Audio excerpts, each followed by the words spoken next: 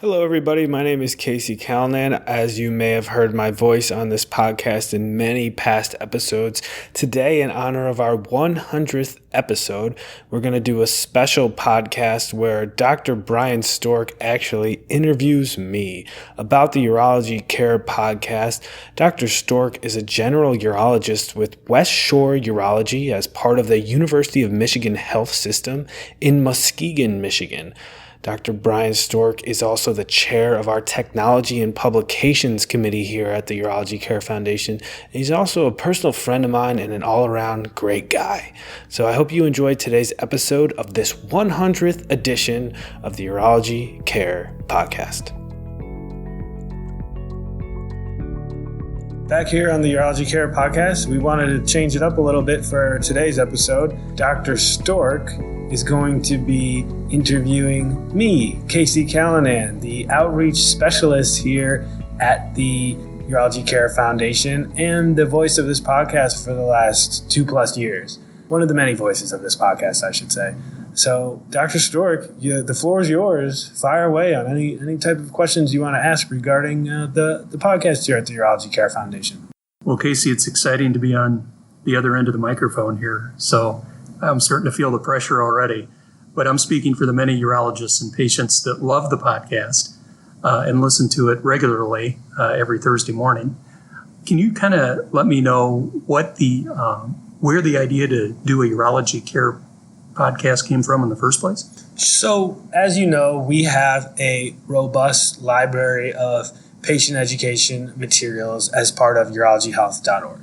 There are dozens and dozens of fact sheets and urologic condition articles, which are condition articles are HTML based, which means they kind of live on the internet and they can be searched and picked up in the search engines by Google and whatnot. And then we have kind of those articles, many of those condition articles have been converted into fact sheets, which are PDF based. And those are something that folks can download easily and print off. So we have so many, and of course we have the Urology Health Extra Patient Education Magazine, which comes out every quarter. And there's just so much great material out there, but we also want to make sure that we're evolving with the times and changing the way that we reach our audiences.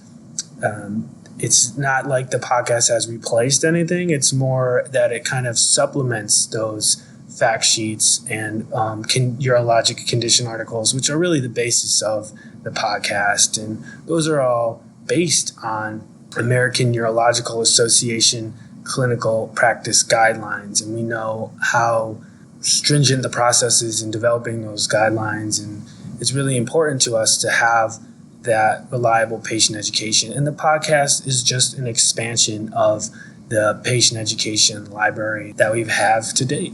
Well, one of the things I really like about the podcast is your guests.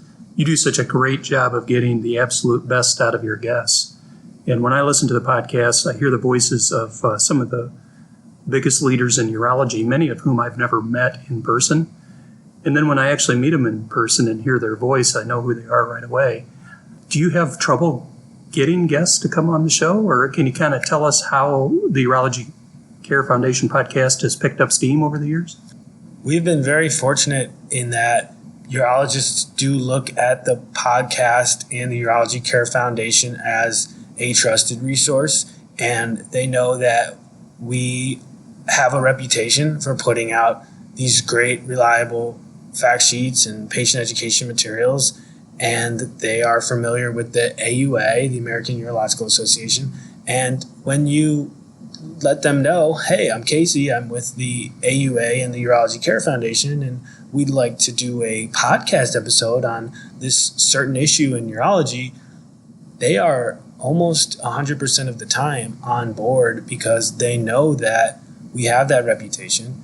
We're going to do the best we can to make sure we're getting that information out there. We have urologyhealth.org, which is a great outlet for patient education. So once we kind of identify ourselves and what our objectives are with having them be a guest on our podcast, they understand that they're going to get their voice heard by a lot of people that need to know this information, and they're very receptive to it because it's almost like a way of amplifying their voice. And these people are world-class experts on these subjects, and not everyone has the ability to meet these people face to face and have these discussions with them. And so the podcast is a way we try to make it very intimate. We try to make sure that these urologic experts are able to open up and tell people and get their voice amplified about things that if we didn't have this technology, if we didn't have this podcast and the internet to get all this information out there, that these voices wouldn't probably be heard. Yeah, it's a really unique medium in the sense that you really get a flavor for the personality of the person that you're interviewing. And you do such a great job of just the back and forth dynamic. I think it's educational. I think it's also entertaining. From a patient perspective, can you tell us some of the podcasts that you've done? What are the ones that have maybe been listened to the most? I want to address your first comment there. And I think what my role is as the moderator of this podcast is to just kind of ask the question and get out of the way. I think the best thing that I can bring to this medium is to ask my question and then just let the expert do what they do best. There's a reason that I've invited them on and we've invited them on to this podcast for this day. And so that makes my job a lot easier, just to know that to ask the question and then get out of the way. Can you tell me about some of your most memorable podcast interviews? Yeah, definitely. I think some of the early stages of the podcast when we were first getting it off the ground back in 2017 when we first launched, there was some, when I was so new to it, and there was just some really interesting folks that we've had come on and share their expertise. I think that I've learned so much over these years, and it's amazing how much that I've been able to learn by just listening. And some fun moments that stand out. I know we had an episode, and you can go back on urologyhealth.org/podcast and see every single episode that we've done. One of the first 10 episodes, we debunked sexual myths about in urology, or just we had an expert on to debunk some of the sexual myths out there, and we discussed some things as unique as, does having sexual relations before an athletic event affect the performance? And I think the expert that we had on was able to debunk that and say there was no science behind there being any link. You should definitely go back and check that episode out. It's one of the earlier podcasts that we've done. So I think anytime we have an episode like that where we're able to maybe ease some of the anxieties that patients may have about personal conditions and sexual issues, if we can kind of open up discussions on those types of issues, I think we're doing our job. And I think that's one of the most satisfying things about this podcast, is getting the word out about these very intimate topics that maybe patients aren't very comfortable discussing, and maybe we're equipping them with more knowledge to deal with those issues. I think that's great. I mean, it just really gets to the humanity, I think, of what you're trying to accomplish with these podcasts. So as we close up here, I have to ask you one question, and I'm a little bit embarrassed because it's not just me, but also lots of my colleagues. Can you tell us what the best way is on an iPhone or an Android or any other handheld device to get the urology podcasts accessible to you every Thursday morning? Yeah, I think there's two types of people in this world right now. There's people that listen to podcasts and people that don't. And I think the people that are real podcast insiders all have their favorite little apps that they use to get their podcasts through, usually on their mobile devices. And there's people that don't listen to podcasts, because I know there has been market research out there that is well documented that says people aren't listening to podcasts because they simply don't know how to find them. And that's a huge issue with getting podcasts out there. But my recommendation would be, if you have a smartphone, either download a podcast app, or if you have an iPhone, there's already a podcast app on your phone that's factory installed. It's the podcast app. It's on every single iPhone unless you've deleted it.